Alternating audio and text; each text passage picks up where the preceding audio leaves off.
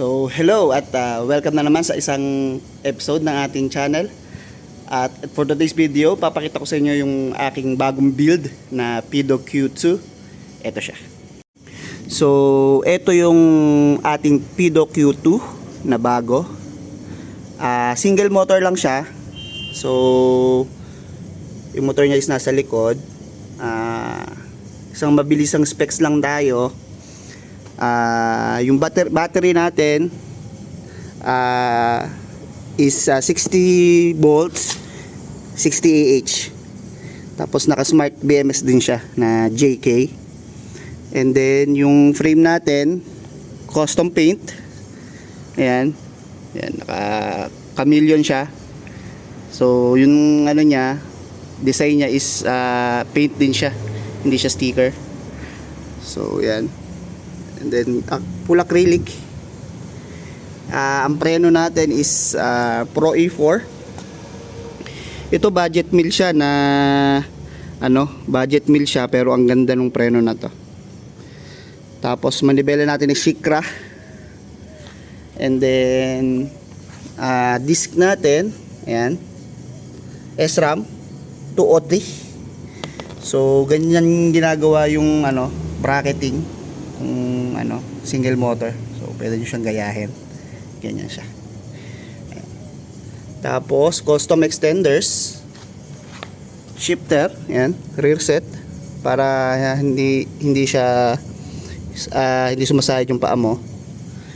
And then ito yung motor niya. Ang motor niya is LD motor na 3,500 watts. Ayan.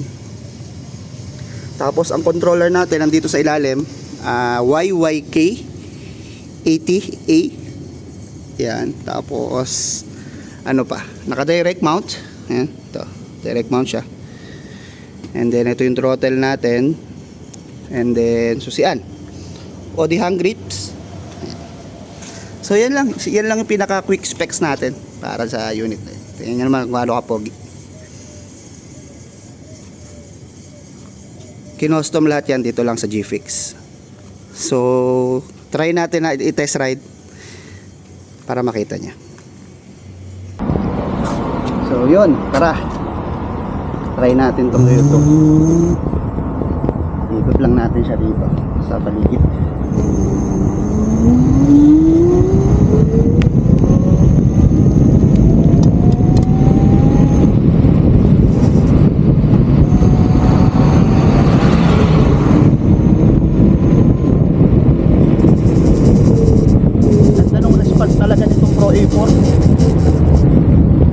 Kahit budget meal lang yung hydraulic nya, ang ganda.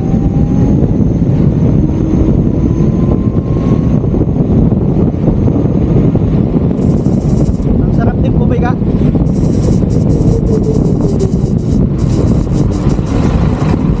Kulang kasi yung kalsada ngayon dito eh. Hindi madala dun sa highway eh.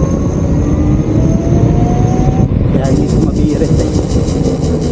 Pero ang ganda ng response ng scooter. Ganda rin yung laro ng shock, ng dual crown.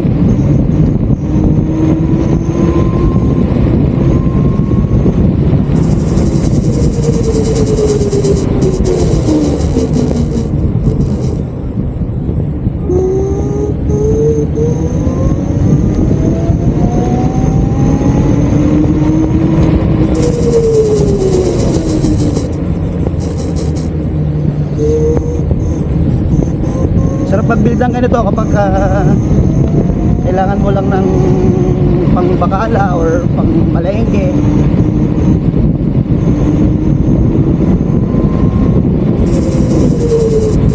Single motor lang tong binild natin ngayon. Yan. So ang ganda.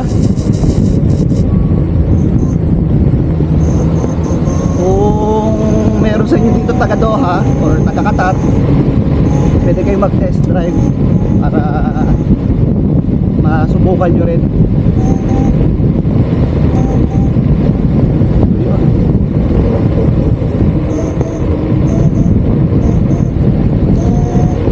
Ganda ng response.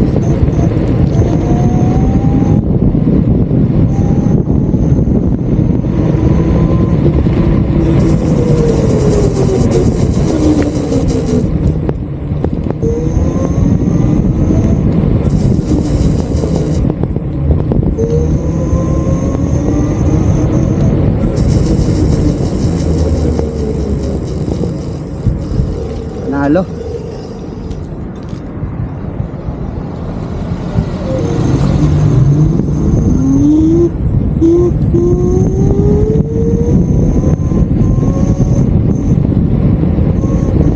Tayo sa may lilim.